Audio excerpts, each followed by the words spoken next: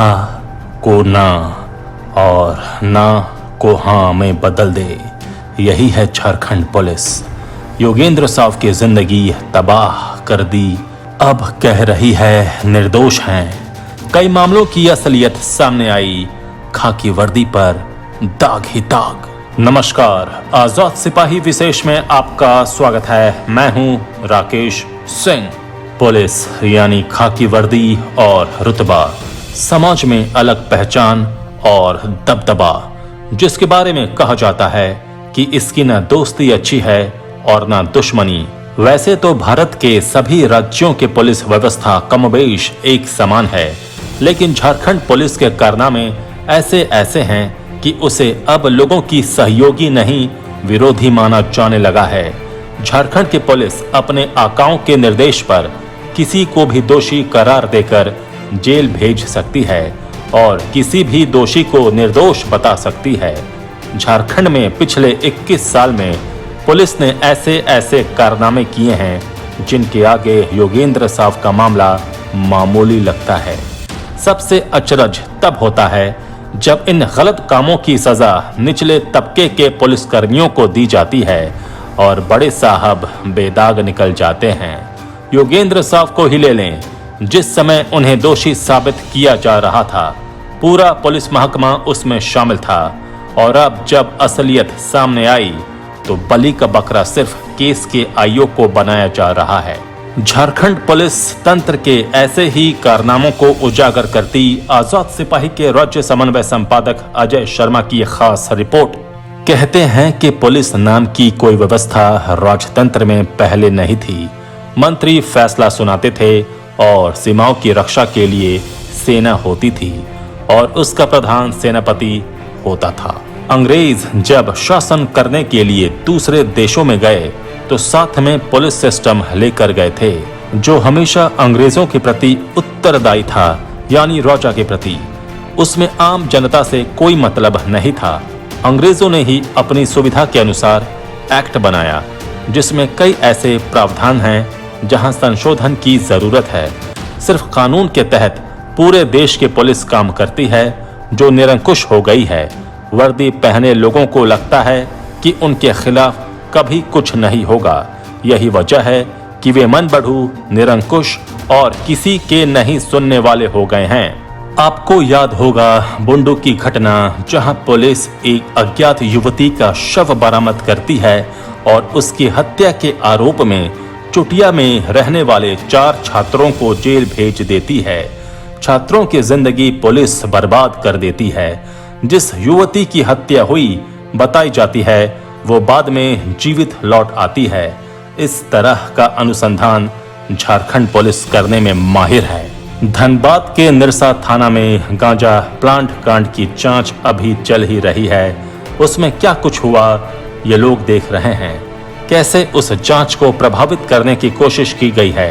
बताया जा रहा है कि इस मामले की फाइल दाखिल दफ्तर करने की तैयारी की जा रही है। इस मामले में भी पहले अभिजीत घोष को दोषी बताया गया और बाद में निर्दोष बताया गया। इस मामले में कई आईपीएस की सहभागिता सामने आई, लेकिन उनके खिलाफ कुछ नहीं हुआ। झारखंड पुलिस अगर चर्चा में न रहे तो फिर पुलिस क्या। इस राज्य की पुलिस में मानता है कि वो किसी भी व्यक्ति को किसी भी केस में फंसा सकती है और फिर केस से बाहर कर सकती है।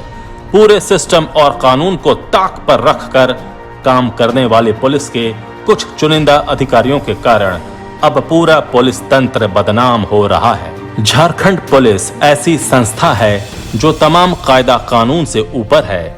इसे ना तो न्यायालय और ना कानून का कोई डर है। यही वजह है इसकी हर कार्रवाई विवादों में रहती है। कुछ मुट्ठी भर पुलिस कर्मियों के कारण पुलिस तंत्र को कटघरे में खड़ा कर दिया जाता है।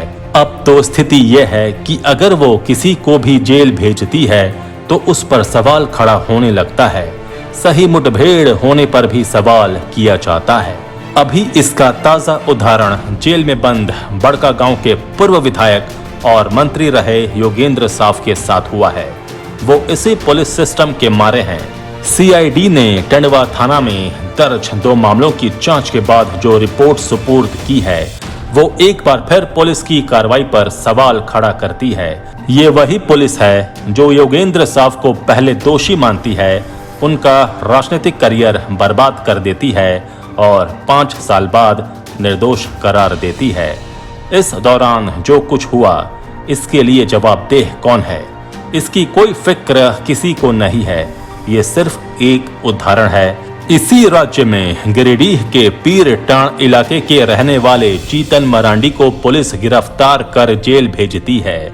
उसे भिलवा घाटी नरसंहार का मास्टरमाइंड होने का आरोप लगाया जाता है। उसे बड़ा नक्सली बताया जाता है।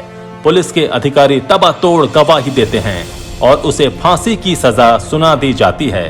ये तो महज संयोग था कि उस समय दुमका में एसपी हेमंत टोप्पो थे और असली नक्सली जीतन मरांडी पुलिस के हाथ लग गया। जब उसने बयान दिया कि असली नक्सली कमांडर वो है, तब जाकर नकली नक्सली कमांडर को राहत मिल पाई थी।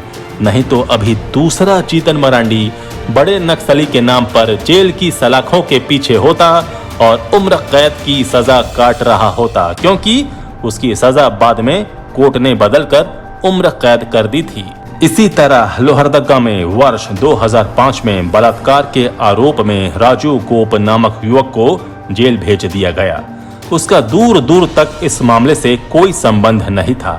हुआ यूं कि पुलिस असली राजू गोप से मिल गई थी और नकली राजू गोप को जेल भेज दिया था। बाद में इसकी जांच भी हुई और पुलिस की पूरी कार्रवाई को सवालों के घेरे में रखा गया था।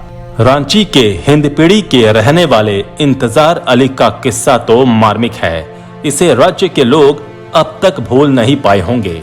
इंतजार अली पेशे से ग्रामीण डॉक्टर हैं और परिवार के साथ रहते हैं।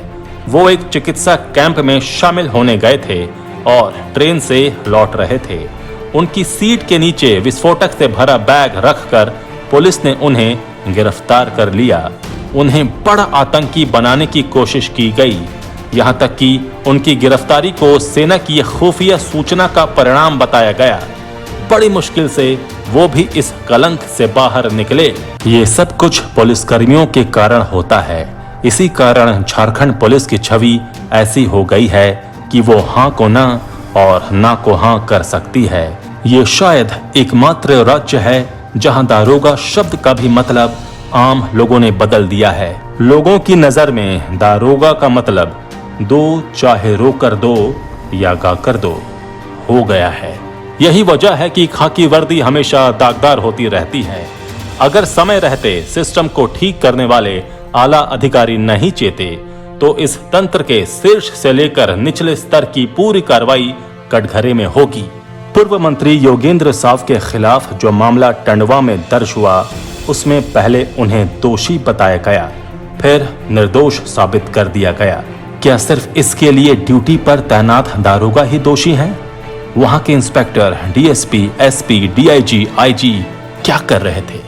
क्या जांच के बाद सारा दोष सिर्फ दारोगा पर मर देना ठीक रहेगा? हकीकत यह है कि पुलिस के हर अवैध काम में वरीय अधिकारियों का प्रत्यक्ष या परोक्ष समर्थन होता है, लेकिन जब खामियाजा भुगतने या कार्रवाई का समय आता है, हमेशा जूनियर पुलिस अधिकारियों को सामने कर दिया जाता है।